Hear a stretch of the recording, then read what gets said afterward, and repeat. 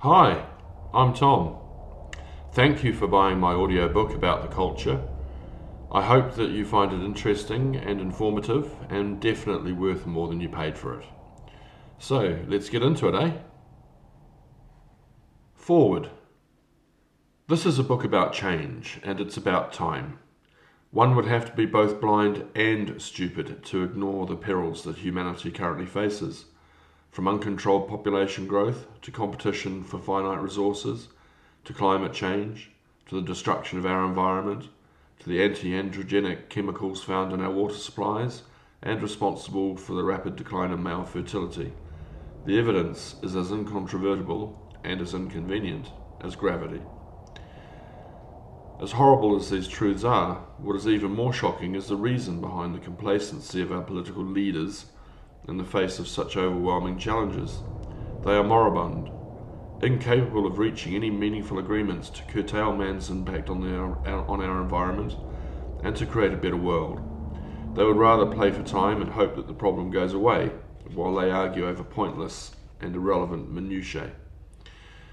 So, dear reader, it is up to us, the people of this planet, to rise as one voice and demand that action be taken, not in the vested interests of the few, but for the good of us all. In time, I'd like my children's children to know that I did what I could to help solve the problems prevalent in our modern world. What about you? The time for competition between people, communities and nations is over. It's just not working anymore. To solve the problems of today, we need to play nice, cooperate, collaborate, collude and work together, irrespective of borders, economies, cultures and monetary considerations. The stakes are high, and failure is simply not an option. If we get it right, we get to live forever, or for as long as we choose, and we get to reach for the stars. If that sounds like science fiction, think again. Right now, we're on the threshold of an incredible new era, the era of molecular nanotechnology, and it's happening right now. It isn't reported much unless you know where to look. If you know where to look, you'll see that there's a new arms race going on, hidden deep within transnational corporations and universities all across the planet. It's called the military-industrial complex. In the hands of elitist global corporations seeking to profit from this technology, or even nation-states seeking to protect or enhance their own culture at the expense of other nations, this technology is more dangerous than we can possibly imagine. In the hands of the people of this planet, it can clean up this environmental disaster in about a week and liberate us all from the tyranny of the past. But we have to want it. That's the point of this book. I hope that you enjoy hearing it as much as I've enjoyed writing it. It's been over 30 years since I've first picked up my fountain pen and a premium quality A4 paper. I'm the first to admit that my writing style might not be to everyone's taste, and some of the ideas I write about might cause you to blow a foo-foo valve. If so, good, that's my intention. Winston Churchill once began a letter with the line, "I'm sorry to write you such a long letter, but I don't have the time to write a short one." I've had time to write a short book, because I know that many people these days have precious little time for listening. Lots of love and light. Tom. Chapter 1. Evolve or Die. The truth is that humanity now faces a stark choice. Quite simply, some of our human instincts and behaviours, our memes, are not good for us, not good for our friends, families, co-workers or communities, and certainly not good for our planet. If you don't know what a meme is, Susan Blackmore's book, The Meme Machine, is one of the best books I've ever read on the subject. Those mimetic instincts have evolved over millennia, from the first tribes to venture north, south, east and west across the dangerous savannah, to the last of the Mohicans. We are what we are, and much of what we are is encoded within our DNA. Thankfully, we can consciously choose which genes become activated through the choices we make and the beliefs we hold most dear in our minds and in our hearts. What you focus on, you find. What you focus on grows. What you focus on seems real. Finally, you become what you focus on. In other words, thoughts become things. In this life, you can have anything that you ask for. Just be careful what you ask for. How many people in this world will constantly tell you what they don't want in life? The secret to a happy and fulfilled life is to be clear about what you do want. Like many of my mates, I believe that each and every single one of us automatically and superconsciously manifests a physical reality consistent with our predominant thoughts, beliefs, instincts, values, and behaviours, our memes, through the choices we make and the actions we take, both individually and collectively. It's not just mystics and religious leaders who believe this anymore.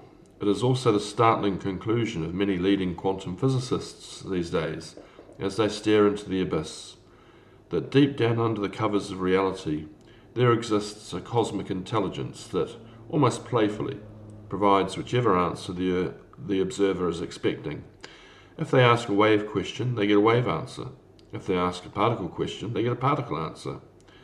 It makes no rational sense to them, and that's causing something of a cosmic conundrum for them all. Finally, science and religion actually have something that they can agree upon. God does exist. What this means is that in essence we are all reflections of God, of this cosmic intelligence. Each and every single one of us alive today has this ability to shape reality, to consciously determine how subatomic particles, the sort that only ever exist for a few billionths of a second, to form the atoms, molecules, cells, proteins, hormones, fibres, muscles, blood, brains, and the other constituent components of our bodies. The table we're sat at, the coffee we're drinking, the airplane we're travelling on, and even the earth itself. In fact, the entire universe only exists because we think it exists. That's a truth that some egos on this planet would rather that you did not understand or explore, because as you delve deeper and deeper into your subconscious mind, one finds that we are all of the same mind, the same cosmic intelligence, and that just plain does not suit some people. The meme sets that separate us as human beings, the ones that define our identities as scientists, engineers, Christians, Muslims, Buddhists, criminals, artists, healers, soldiers, lovers, haters, Chinese, American, British, Kiwi, or whatever we think we are, is encoded within our DNA and within our memes. A woman's eggs mature a few months prior to ovulation, and in that maturation process, the egg takes on board her energy, her prevailing meme set. For a man, we encode our meme set continuously, each and every day, twice a day if we're lucky. Each and every man, woman and child on this planet contains a full catalogue of human instincts and behaviours encoded within our DNA. From conception to morphogenesis, childhood, puberty, adulthood, menopause, and finally to old age and eventual death, different sections of our genome are uncovered and expressed as time goes by. The Human Genome Project, among other things, has discovered that there are genes for caring, for homosexuality, for intelligence and creativity, for heart disease, cancer, and all manner of other disease. A study of elite soldiers, for example, found a 5% higher prevalence of certain genes compared to the normal population. The purpose of a soldier's rigorous training is to discover those that have it and those that don't. Sociopaths are another example, where the genes responsible for the development of an area of the prefrontal cortex were not activated to the same extent as found in the normal population at a critical time in their childhood. The result of this glitch is that sociopaths lack the capacity for remorse, among other things. This lack of remorse is what enables sociopaths to do the things that they do to people and to think nothing of it. They can't be blamed, they simply don't have the wiring in their brains. Nor were they responsible for the abuse that they might have suffered in their childhood. They can and should be forgiven for what they have done in the past, and given every opportunity to put it right. Science has now given us the knowledge, tools and instruments to test for virtually every possible genetically encoded instinct, trait and behaviour that defines us as human beings. As a society, we now have to decide how to use that knowledge. The truth is that we now stand at a significant junction in the evolution of humanity. We are now able, for the very first time on our human journey, to consciously choose which behaviours and instincts we want for the future, and which ones we will choose to leave behind, to turn sideways. If we want a better planet, we need better people. Better as in healed, better as in improved. Since Jesus played halfback for the Israelites, farmers have been making conscious choices in their breeding selections, picking out only the best animals and plants with their desired attributes, and simply discarding the rest. No farmer in his right mind would breed his weakest stock to create the next generation.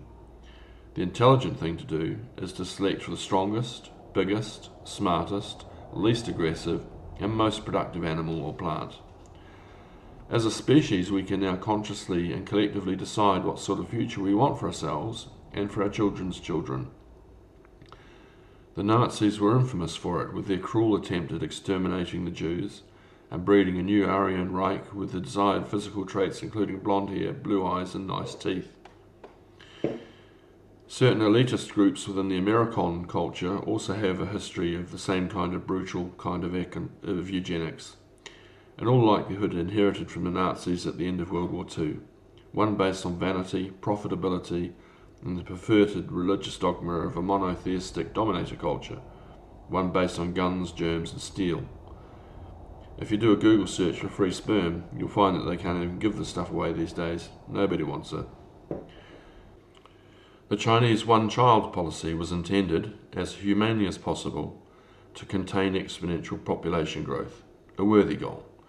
The sad truth of this policy, though, is that in the Asian culture, boys are favoured more than girls, who are often aborted. The end result is that soon there will be about 20 million more Chinese men than women.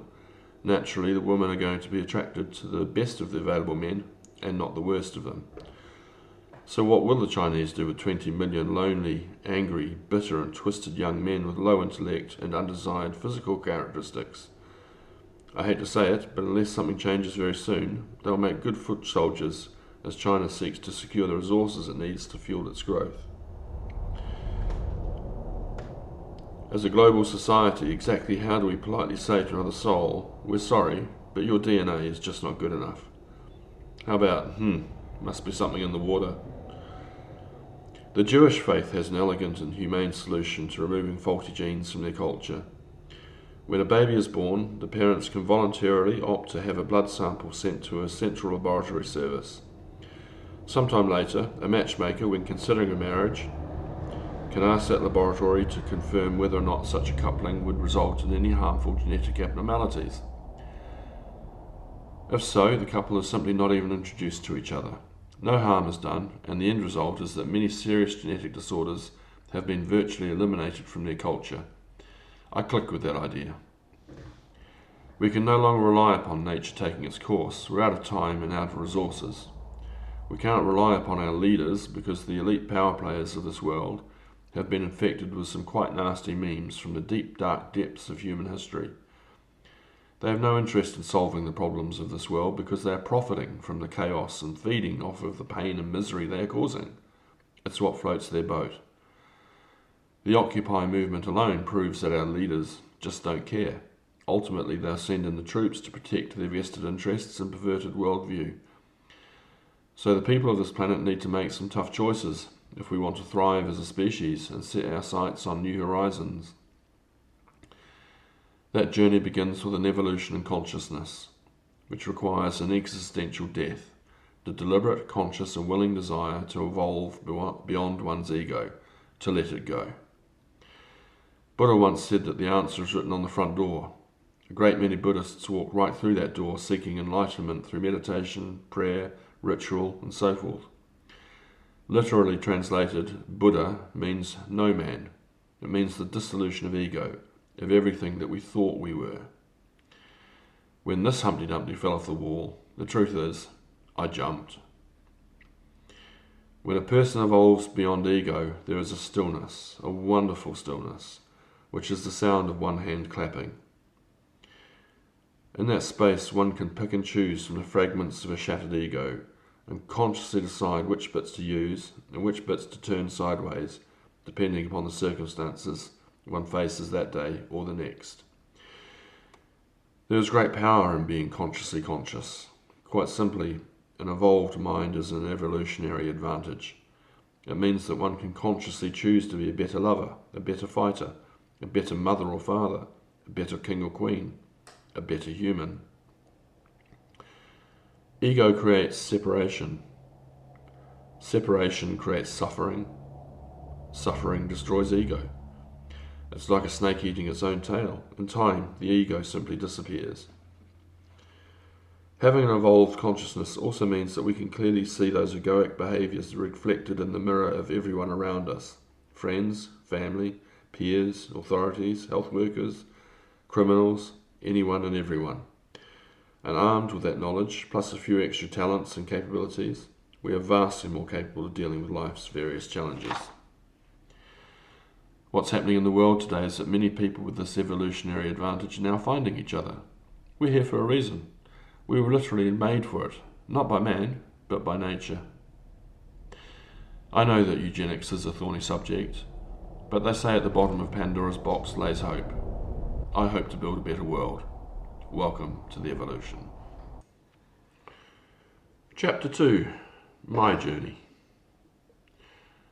My friend Gay Andy in London knows a few stories about my life, my experiences, my passions, and my devotion to the truth. He calls it emotional bungee jumping, which is about the best ever description for my life so far. It's been a trip. My earliest memory in this life was Grandad Jim in Liverpool giving me a toy tractor as a present, just before our family set sail for New Zealand. It was the most beautiful thing I'd ever seen. Light green translucent plastic showing the shiny electric motor and grey gears within. After playing with this marvellous toy for about a minute, I became far more concerned about how it worked than in what it did.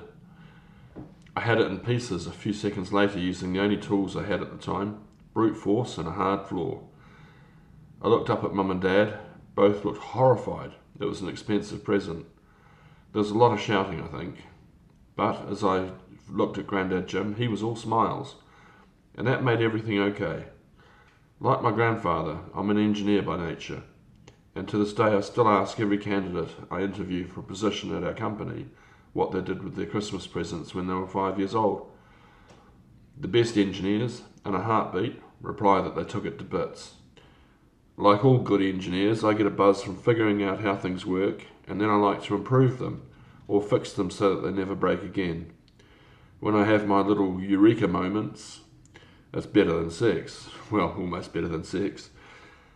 I spent a lot of my youth lost in books and pretty much read every book they had in the public library on thermionic valves, semiconductors, transistors, logic gates, electronic circuits, lasers, and robots.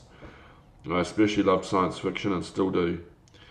I was also lucky enough to go to a great school at Nelson Boys. It was the first time that I'd actually programmed a computer, and my hand shot up like a missile when our physics teacher, Mr. Kennedy, asked if any boys might be interested in an after-school study group to learn about lasers. The only time I've ever regularly run any sort of distance was when I used to run down the road to see how far I could go until I couldn't see the red light anymore. It was a surprisingly long way considering that my device was a simple LED laser, batteries and lenses inside a white plastic tube pointing out my bedroom window. Anyway, once I figure out how something works, I pretty quickly lose interest in it and look for something new to break. I still like lasers though. I spent a lot of my professional career breaking and sometimes fixing electronics, computers, operating systems, software programs, networks, and businesses. Most recently, I took myself apart. It's taken a while, but I'm back now, and fixed, and improved. You can't fix a broken engine with a broken spanner, and you can't fix a broken planet with broken people. That's why Hippocrates said, "Physician, heal thyself." You can't help people if you're broken. You'll just get more and more broken until you become a patient yourself. Dole.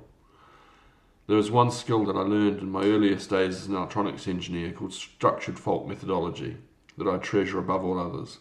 An instinctive ability to quickly look at a problem and intuitively feel what the solution is or is most likely to be. In his awesome book, This Is Your Brain on Music, David J. Levitin explains that it takes about 10,000 hours of practice for a musician to become adept with their instruments. Structured fault methodology is my music, my gift to the world. Thanks, Grandad. My father was a policeman when I was a kid, and home life was very nice and very comfortable, except for the fact that every time Dad got a promotion, the family would uproot and move to a new town. When I was 5 or 6, we lived in a very rough town where my brother and I were pretty much the only white kids in a school full of Māoris. It was tough. We also had a speedboat called the Aztec Warrior, which was painted a beautiful sunset gold and stirred up an early interest in the Mayan culture. A friend of Dad's helped him to do it up, and I remember that Uncle Peter used to let me play with his tools, and it was awesome. He had the best box of carpentry tools, a treasure trove of beautiful objects, well looked after. One day, Dad and I visited Massey University to see him. I remember being in a big room full of grey metal cabinets with a roar of chilled air, clacking punch tapes, flashing lights, whirring tape drives, and sweet little old ladies with floral print dresses making a small fuss over me. I was gobsmacked when Uncle Peter crawled out of the hatchway in the side of the machine with a nice smile in his eyes. I've been into computers ever since. The downside of being a cop's kid is you can become a magnet for bullies. Your dad locked up my dad last night. Bop! My brother and I learned how to run, and when we couldn't run anymore, we learned how to fight. Like many entrepreneurs, when I'm backed into a corner with no other way out, I come out fighting, and I come out fighting to win. Out of pressure come diamonds. Thankfully, I've had a life where those skills haven't been tested much outside of the playground, but it did teach me how to look a kid in the eye and tell a friend from foe, or so I thought. Another aspect of having a cop for a father is I really don't have good associations with lying. It just never worked. He was always on to me. Thankfully, it didn't take long to figure out that it was best just to stick to the truth. So much less to remember. Thanks, Dad. Mum was a bit of a handful, and as a kid I never knew why. I never doubted that Mum loved us, but sometimes she just seemed so unhappy and would often be crying or shouting or arguing with Dad. Often enough she would lash out at me for no apparent reason, as far as I could tell. But we also had some good times. Mum's really creative with her floral art and gardening, and that's where I get my creative genes from, as well as some other talents. I've never met my great-grandmother on my mum's side. She was Greek, and met my great-grandfather at the end of some long-forgotten war.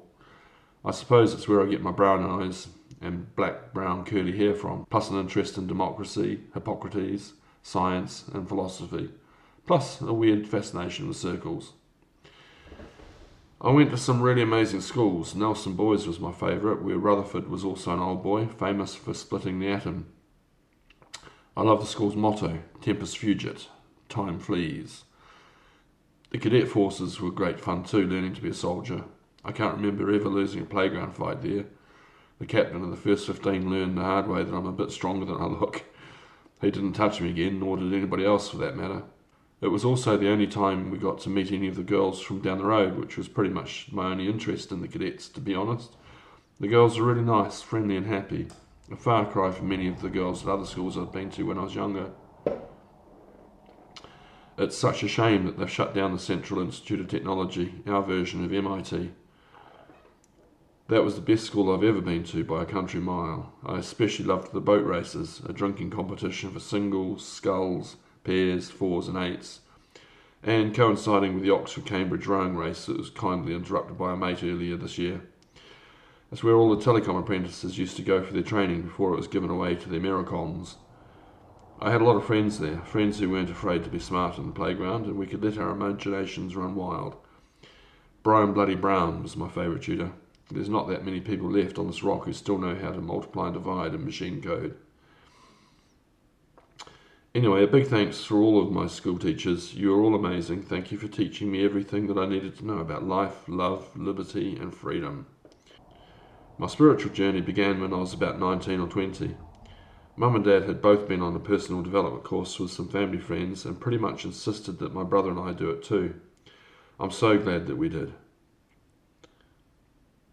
Most of the participants were in their 40s at least. When they said that they wished they had known all of this stuff in their 20s, well, I heard them. I learned about meditation, the conscious, subconscious, superconscious, and universal levels of mind, and I learned how to quickly and easily release locked-in emotions such as anger from my body. After the bullying I'd received at almost every school I went to, boy was it good to let go of that. Unlike many scientists, though, I am very conscious about where I get my inspiration from, the ideas that float my boat. When you properly experience certain forms of group meditation, it leaves no doubt in your mind there's more to life than we can imagine with our rational minds. For those who believe, no proof is necessary. For those who don't believe, no proof is possible. That's why it's called a leap of faith. As I travelled around the place, I occasionally saw a flyer for an evening with Ram Dass, which stuck in my mind for some reason. I had no idea whatsoever who he was until we were peeling spuds together one afternoon at the Findhorn Spiritual Community in Scotland, one of the bucket list things I wanted to do while I was in the UK. Later, a friend told me that he used to be Timothy Leary, the Harvard psychology professor famous for his turn-on, tune-in, drop-out philosophy. The entire community was abuzz at the prospect of that evening's conference. While I sat in the auditorium, he came out with flowing silk robes and all the trappings, and sat in the lotus position on a large seat set upon a small stage in the centre of the circular auditorium. He looked round the audience for a few minutes, then looked me right in the eye and talked to me for about an hour or so. The one thing I remember most clearly from the experience was that he explained it in all of the weird and wonderful things he'd done, from his cocktail of drugs to lying on a bed of nails to burying himself in sand for a week with nothing but a pipe to breathe through, that he hadn't got rid of a single one of his neuroses, which was his goal at the beginning of his journey. All that had happened, he explained, was that he had become conscious of his own consciousness. If something happened that made him angry, he'd be like, "Far out, man, I'm angry," and then consciously decide whether or not to be angry, or any other emotion, as appropriate. What was interesting for me was that my friend sitting on the other side of the auditorium said that I must have been on drugs, because she'd been looking her in the eye the whole time. Weird, huh? Brian Tracy's Phoenix seminar was also a huge influence in my life. It was nice to meet him at his home one afternoon to thank him personally and buy a new copy of his seminar tapes. I don't believe in pirated material. Good stuff is worth paying for as soon as you're able to. His work before he got into sales coaching is far more interesting, but presumably not as profitable. Tony Robbins knows how to put on a good show. My partner at the time and I were on his course in Hawaii when the Twin Towers went down. Tony was inspirational the morning the news broke. There were a lot of very, very frightened Americans in the room, and he handled the situation brilliantly, inspirational even. We all learned so much from the experience about ourselves and about each other. By the end of the day, he had Jews and Arabs looking each other in the eye with their hearts overflowing with love and compassion. Beat that, United Nations. At the end of the course, he let off like $1 million of fireworks, right after we'd done a really long firewalk. Best party I've ever been to. Thanks, Tony. Through Tony, I met Edwin Copard, who asked me when I'd stop singing. His question really bugged me because I couldn't remember ever starting. So I did Edwin's course on Vancouver Island called Your Voice is the Messenger of Your Soul. Edwin introduced us to the concept of the archetypes, the lover, the warrior, the magician, and the sovereign. Through our songs, we each explored them all, down to both female and male aspects, and even different generations. Fascinating work. Thanks, Edwin. Through Tony, I also met my friend Paul Childs, who runs Business Mastery, a course designed to transform our business enterprises from the inside out. His work on organisational transformation draws from Adizes, among others, and he taught me everything that I needed to know about building my own businesses and eliminating certain patterns of behaviour from them. I can highly recommend his course to the senior managers of many of the large corporations on this planet, and most especially to those involved in the Human Genome Project and the search for a working molecular nanotechnology solution to the problems we face as a global society. The only piece of advice I was never able to follow, for reasons that shall become clear as the story unfolds, was to pay yourself first. If I had been able to follow his advice, it is unlikely that I'd be writing this story. Something they don't teach you at business school is that there's no such thing as a minimum wage if you're an employer. We're the folks who get paid last. We're forever praising people in public and reprimanding them in private. But when was the last time you thanked your boss for all of her efforts in building the company in the first place? Anyway, thanks Paul for everything you taught me. Another dear friend I met through Tony Robbins is Dr. Liz Miller. Like me, she also knows a thing or two about the bipolar condition. Her book, Mood Mapping, has proven hugely helpful to me in dealing with my own mood swings and has helped me to identify the triggers that used to send me into manic behaviours. For anyone with any sort of mood disorder, I highly recommend that you read it as part of your healing process. I would also suggest that it should become required reading for mental health professionals. It took a huge amount of courage for her to write her book, and we should all be grateful that she has. She's amazing.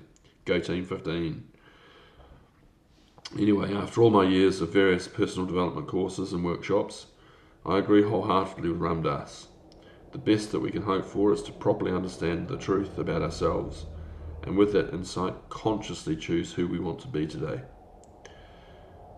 One day, many years ago now, I was sitting on a beach outside a friend's batch, just enjoying the sound of the surf rolling in and rolling out, quietly just sitting in the sun under a clear blue sky, when a question slowly and gently arose in my mind. Who am I? I asked myself. I wasn't my name. I wasn't my job description. I was stuck. I didn't know who I was anymore. And it was terrifying. The answer rose just as gently. In the same heartbeat, I felt that I was both nothing, yet everything. It was the most sublime feeling I've ever known. If you've ever experienced it yourself, you'll know what I mean. When I got back to her pad, she took one look at me and said, "Oh," and passed me a copy of A New Earth by Eckhart Tolle. She's pretty onto it as my friend Princess.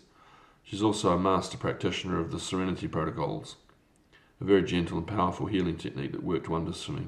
Thanks, Princess. I met the love of my life outside the Virgin Megastore at about 4 o'clock in the morning, queuing for tickets to a Page and Plant gig at Hammersmith Apollo. One of life's random moments when two people meet and hit it off. I'll call her Seneca, but that's not her real name. I'm sure that as the story unfolds, you'll understand why it doesn't serve any useful purpose to name and shame some of the people I know and who taught me a few of my lessons in life. That would be cruel and unnecessary, and that's not the angle I'm coming from. The road to revenge is painted in blood. For me, it's not about revenge, it's about justice. By the end of the story, you'll also understand why I wish to remain anonymous too, and why I've published this book under an assumed identity. Even in the earliest days of our relationship, the signs were there now that I know what to look for. Quite often Seneca would turn from being completely lovely and charming one minute, and then a heartbeat later, a bitter, angry, spiteful, malicious tyrant. Usually it would happen on the tube on the way to her place after a date in town. I broke it off with her a number of times, but we always got back together after talking on the phone a few days later. I probably should have listened to my friend from the Guardian service when he told me to put her down. You don't know where she's been. But me being me, I decided to take that fork in the road and see where it led. As my lawyer once remarked, it's been a tough row to hoe. One thing I've always respected about Seneca is that she has always owned up and taken responsibility for her mental health. We hadn't been dating long before she told me that she was on antidepressants and had been since she was a teenager. She was nervous about telling me, thinking that I'd dump her, but she was brave enough to tell me anyway. I'm glad that she did. There's a big chunk of my soul that cares very much about people and wants to help. I also felt a strong instinct to be a white knight in shining armour, coming to the rescue of some damsel in distress. Seneca and I enjoyed many shared adventures together and were lucky enough to have the money to enjoy everything that the great city of London has on offer. From theatres to the Royal Ballet, comedy, concerts, restaurants, museums, shopping, and so on. They say that if you're bored with London, you're bored with life. I agree. After some years together, we decided to set up in our own business and started a small technology company, The Company, taking the lessons I'd learned building large-scale computer systems and networks of various organisations and using the benefit of my experience to design solutions that simply wouldn't break. One of my frustrations as an engineer was the uphill battle to convince the accountants to invest money on redundancy. It seemed to be taking 80% of my effort to agree upon even a compromised design, and just 20% of my effort into then building it. When the systems failed, as they sometimes do, the frustration was directed at the IT department, not the accounting office. They had met their targets by saving the company a few bucks. I always thought that was a bit bonkers. In starting our own company, I was able for the first time to put my money where my mouth was and build things the way I wanted to build them. Some of the clients our company are involved with have staggering amounts of online revenue to protect. For most, the internet is their only route to market, and they are very much interested in the reliability of that income stream and the performance of their websites. Nobody hangs around long on a slow website. We started the company in the aftermath of the dot-com meltdown, so I'm keenly aware of the dynamics of bubbles being burst and the impact of disruptive ideas on the status quo. I thrive on it. When we set up our internet hosting company, the thing that really floated my boat, and still does, is the idea that the internet represents humanity's first ever many-to-many communications medium. It's never happened before.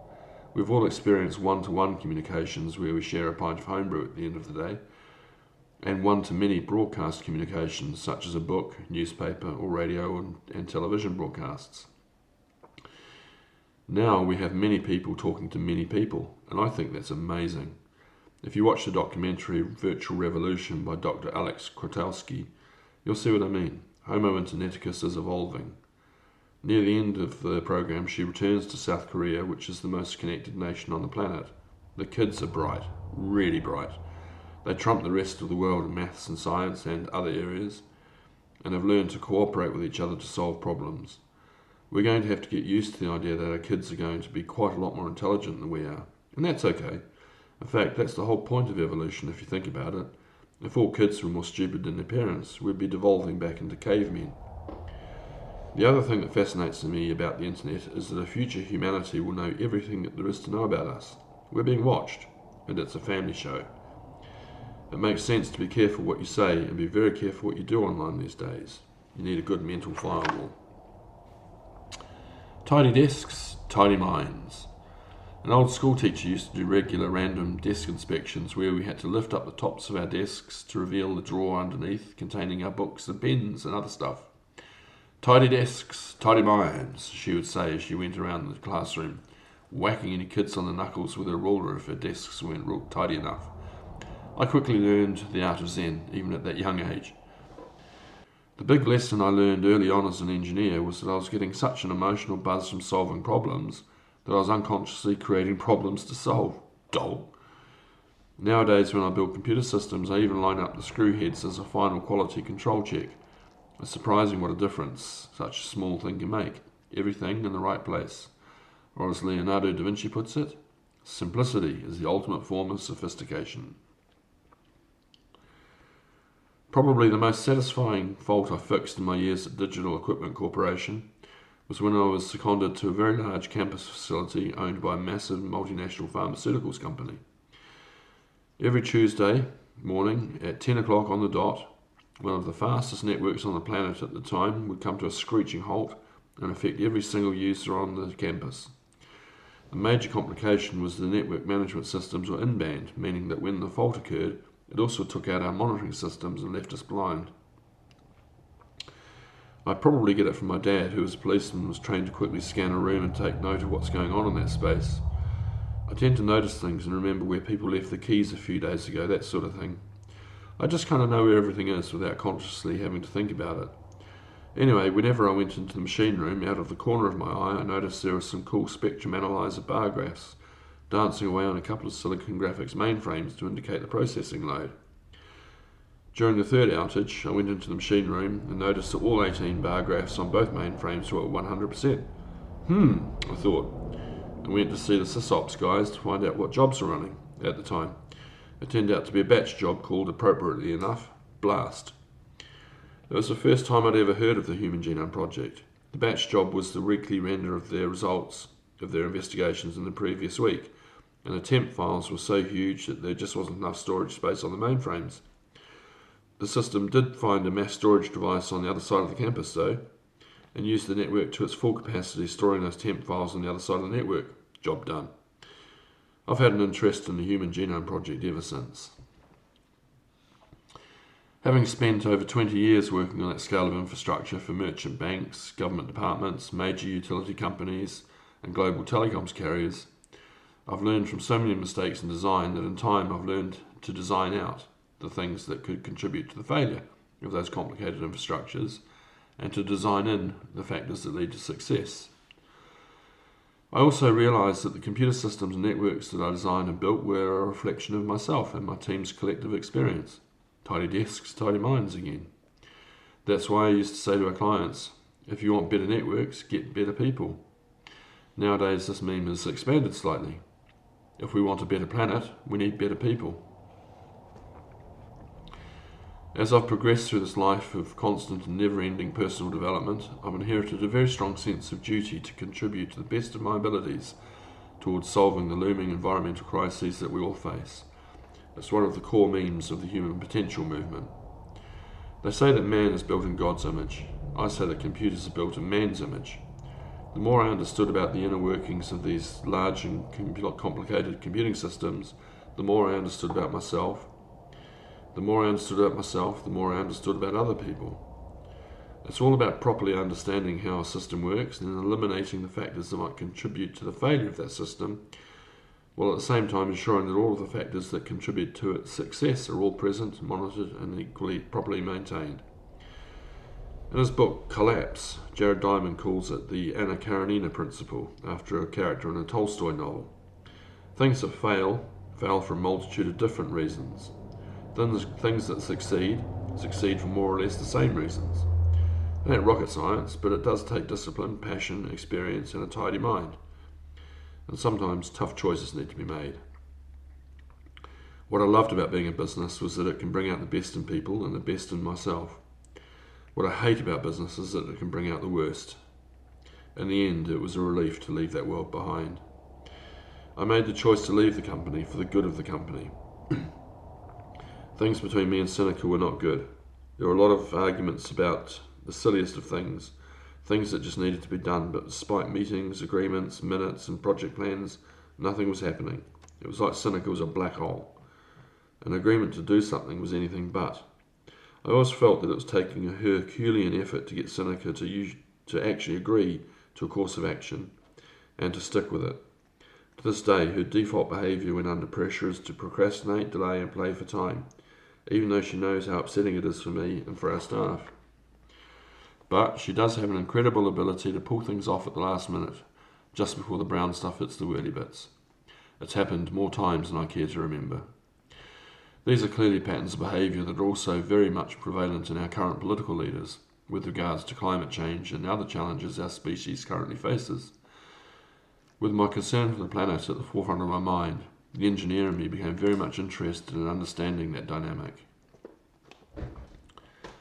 Despite the dynamics in our office, we did enjoy the good life for a few years, flying first class for our holidays, staying in the finest hotels, eating at most incredible restaurants, dressing ourselves with fine clothes and accessories, and building the life of our dreams. I'd finally started building my house at Tranquility, my place here in the countryside. I didn't have quite enough money to complete it, but I was confident in my own abilities to drum up more business. After all, everything was finally starting to work out according to plan, and business was brisk. We had a few significant clients at the time who were growing rapidly. When our clients do well, we do well, and that's the trend I was counting on.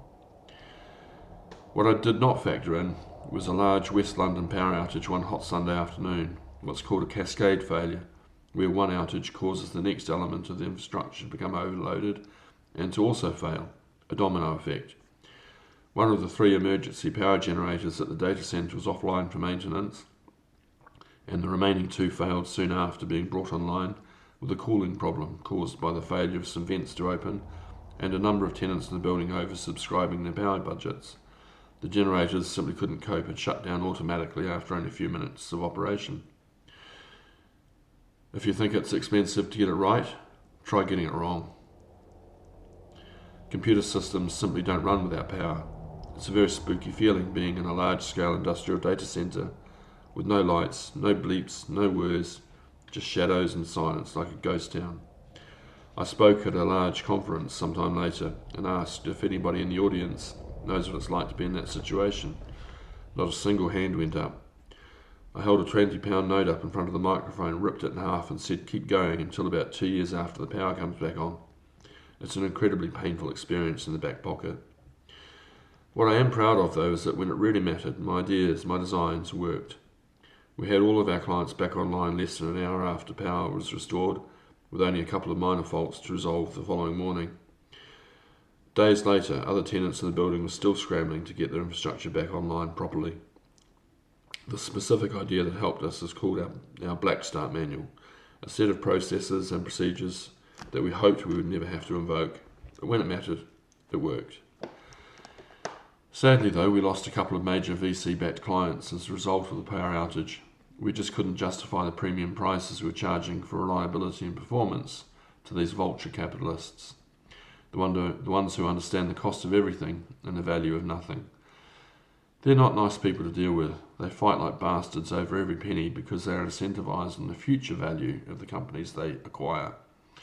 Shaving a few bob off the price of fish at the beginning of the cycle makes the numbers seem better, but it's not a true reflection of their actual financial situation. With multiples of 20 to 30 times the value of the company up for grabs, saving $1 at the beginning will produce, say, $25 in a few short years.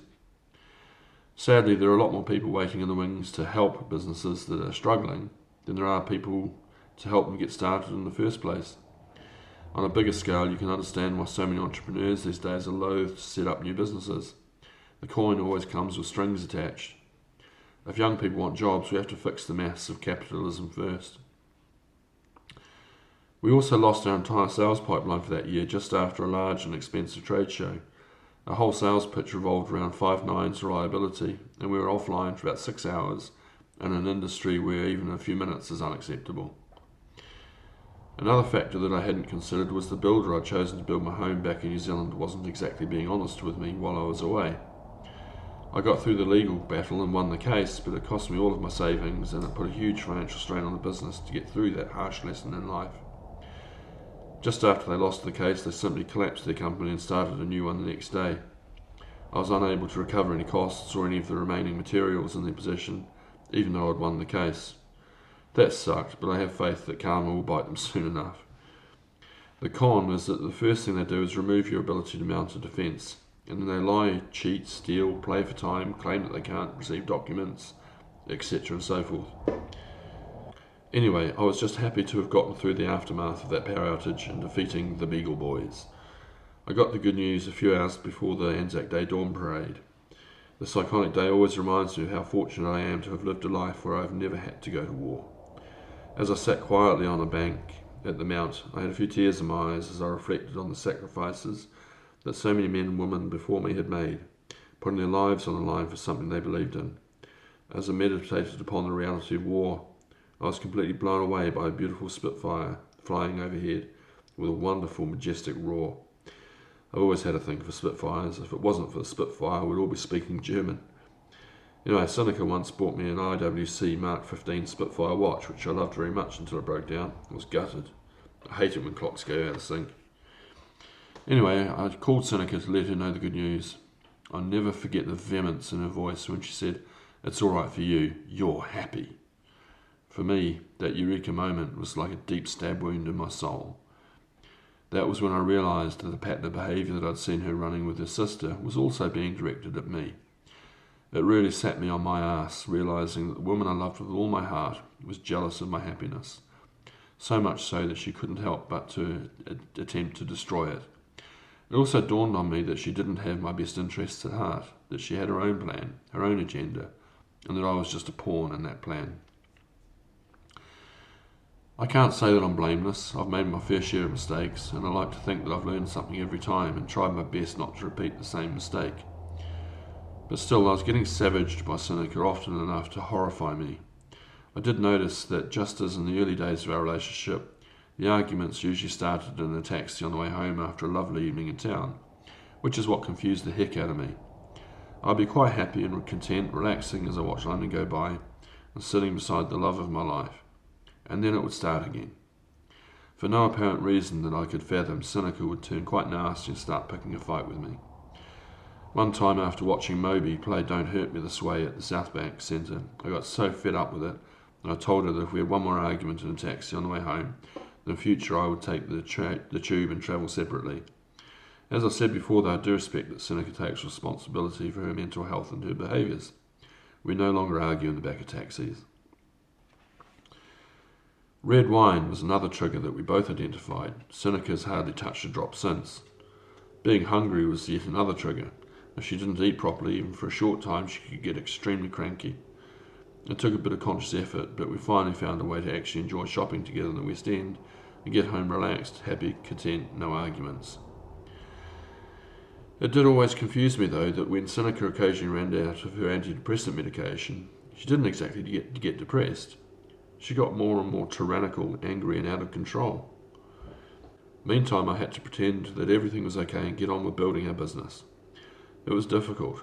I came up with the quote, "Never let anybody take the wind out of your sails," as a result of the pressure I was under. It was all smiles and warm fuzzies at the office and out relaxing with staff or friends after work, but I was continually feeling as if I was walking on eggshells around her, nervous that I might do or say something to upset her and incur the wrath of Seneca.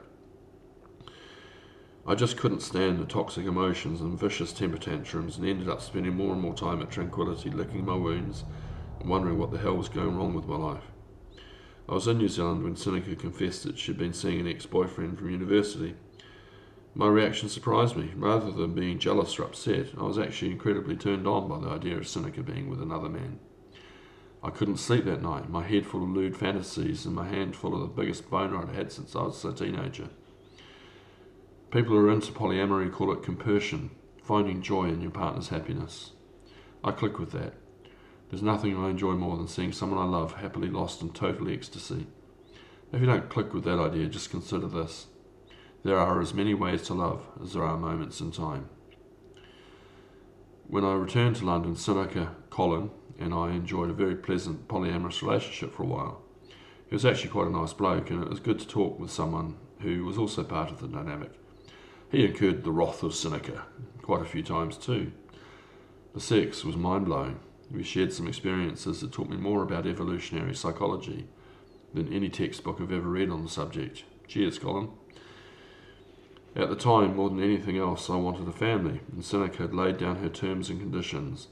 She would only consider having children once we'd moved into a virtual palace, a large house, preferably in Hampstead Heath, a very expensive part of London, where there would be enough room for a nanny, a cook, a house cleaner, etc. and so forth. She also insisted that we would have to use a surrogate. She was concerned that carrying a baby would ruin her figure. Despite my misgivings about her approach to having a family, I redoubled my efforts to raise the necessary money through our business to afford the life that she desired, thinking that if I made it in time, that I'd get what I wanted all along, a family. Words cannot even begin to describe the pain I felt when Seneca started to talk openly about wanting a baby with Colin. Ultimately, though, it was the lies that killed everything. Even when Seneca had no reason to lie about it, she continued to lie like a dog on a mat. Eventually, though, the truth came out as it always does. The affair came to a very swift and satisfactory conclusion when Seneca found out that Colin was actually seeing another woman. The truth is that Colin was a sexual predator with several prospects lined up at any one time. He was a pickup artist intended to target lonely, single, middle-aged women and used his story about how much of a victim he was to click word their maternal instincts into looking after him. When this wee fact emerged, Seneca's blind rage lasted almost 3 weeks. It was intolerable. Still, I tried to work things out with her, but eventually I had to concede that some things just aren't worth fixing. Our relationship ended just after a massive tantrum at a Halloween party we threw for some friends, and I decided to return home for good. I'm a huge believer in reflections, the idea that life reflects back to you what you're putting out. What we like about our friends is what we like about ourselves. What we hate about our enemies is what we hate about ourselves. The science of it is called mirror cells. In an experiment, researchers hooked up a monkey to an MRI scanner and identified specific neurons in the monkey's brain that fired when it reached and grabbed for a banana. At the end of the experiment, before the monkey was unplugged, the researcher reached and grabbed for the banana as the monkey watched. The same neurons continued to fire, even though it wasn't the monkey doing the reaching and grabbing. That's how we click with our friends when we look them in the eye. If you want to find God, it's easy. Just find a mirror, look yourself in the eye, and see yourself as others see you. Do you like the person looking back at you? People who don't like themselves, for whatever reason, just can't do it. Just like the Greek myth of Medusa, they are very much afraid of their own image. For them, it's a pain worse than death.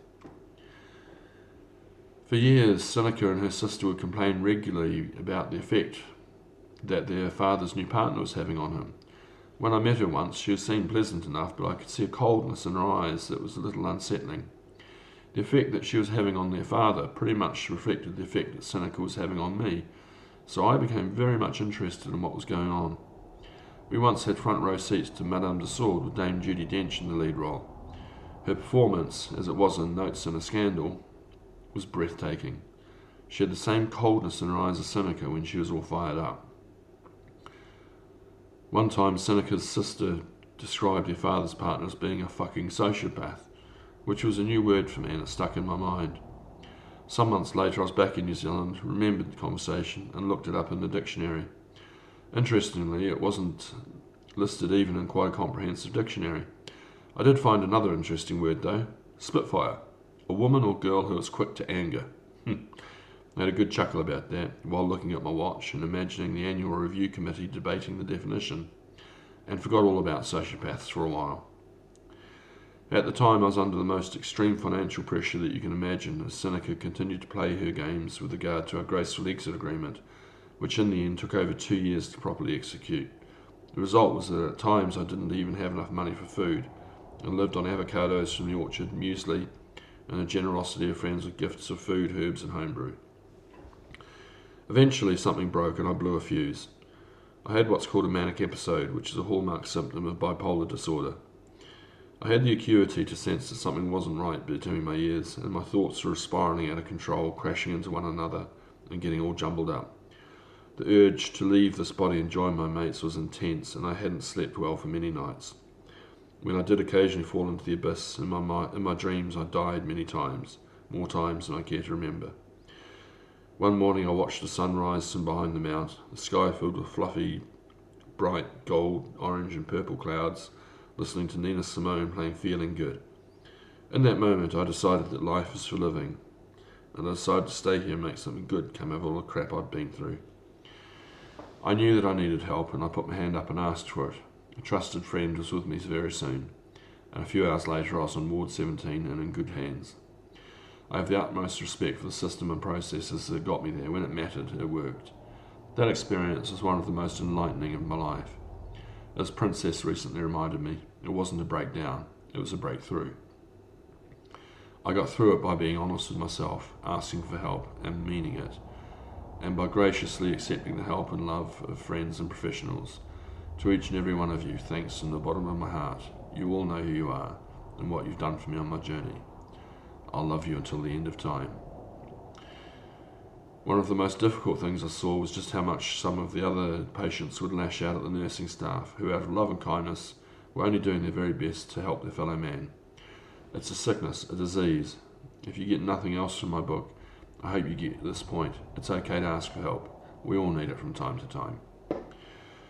One of my favourite memories at Ward 17 was watching a very troubled young lad casually lying across the top of a piano, looking down at the keys, and obviously trying to figure out how it worked, feeling the vibrations in his chest as he watched his new friend play some simple tunes. After a while, he casually reached down. From his perspective, the keyboard was back to front, and started to play a Mozart tune perfectly. He had never played a piano before in his life prior to his admission. Another friend is an amazing guitarist. He once taught me that the music is in your fingers. I cried my heart out when I watched the movie August Rush. It really got to me. I know exactly how painful it is to be gifted at something, to follow the music, and be taken advantage of by someone I thought I could trust. Today, through everything that the great mirror of life has reflected back to me, I finally understand what the problem is and the solution. In solving the problem within our business, the same strategy can be upscaled to solve the problems our entire world faces today, if we so choose it. It's the same problem and the same solution. The problem is that there is a certain sort of personality that walks among us who lusts after power, wealth, status, control and domination of others. They get a sick buzz from it. They simply don't think like normal people do, and there are reasons why. Seneca is one of those sorts of people through no fault of her own. Her glitch is but a shadow compared to the scale of it prevalent among the so-called elite. I heard recently that Eskimos have a very welcoming culture with regard to the arrival of migrants. who would clearly have been made of strong stuff simply by arriving at a village so far into the bitterly cold north. These travellers were invited to sleep with a man's wife in order to improve the gene pool. In time, this cultural practice eventually gave rise to the Viking berserkers and the black magic practiced by many of her ancestors. It also explains her psychic abilities. It wasn't that long ago when women who behaved this way were labelled as witches and burned at the stake. It's a great tragedy that the majority of pagan women were in fact white witches with only love and healing in their hearts and minds. The perpetrators of this heinous crime against women threw out the baby with the bathwater. It's no wonder that sociopaths have evolved to hide behind such charming personalities these days. Thankfully, we now live in more humane times. We all have an elemental human instinct to control others. Turn it around and use it to control yourself. Become your own master, and your life will immediately and dramatically improve for the better. I am the master of my own destiny. I fly my own walker. The solution to the problems our world faces is eugenics. The conscious and deliberate effort to move away from genetically encoded instincts and behaviours that are killing us all and ruining our environment, and towards a global culture designed to bring out the best in us. I call it Humanity 2.0. If you find the idea of eugenics abhorrent, just consider that you probably wouldn't even be reading this text if it wasn't for the eugenics of religion, politics, war, disease, famine, and natural disasters. The truth is that eugenics has been going on for a very, very long time, and often under the direction of various political groups, religious groups, cultures, grand families, and secret societies, who I imagine would rather remain anonymous and hidden in the shadows. Too bad. The truth about your nefarious plans is beginning to emerge for all to see. It's as obvious as a mutt's nuts. In designing and building Humanity 2.0, I believe it makes sense to suppress our natural desire for the control and domination of others for one's own personal gain, whether financial, emotional, or both. It's just not healthy for us, and it's not healthy for our environment. Ultimately, it's just not good for business. If an alien culture was watching humanity right now from the heavens, do you think they would let us get off this rock? I have my doubts. Instead, let's focus our collective intention in bringing out the best in ourselves and in each other, and in time, if we get it more right than wrong, our children's children will prevail, and in time, we'll be invited to reach for the stars. Why am I doing what I'm doing? I'm doing it for my kids. I'm doing it for the love of it. It's what I was made for. It's what I am. It's why I'm here writing this story. As one wise old American president once said, evil can only prevail when good men fail to act. This dynamic has happened many times in our human history, and usually around the time of a collapse of a civilization. It has happened to many cultures in the past 1,000 years, from Easter Island to the Greenland Norse to the Maoris, to the Mayan civilization and the Sumerians. The remains of many extinct cultures are well documented. Now it's happening on a planetary scale, as it does from time to time. Like I say, eugenics has actually been around for a very long time. Me and my mates, we're the unexpected result. And now we're finding each other, thanks to the internet. As Sherlock Holmes would say, the game is afoot.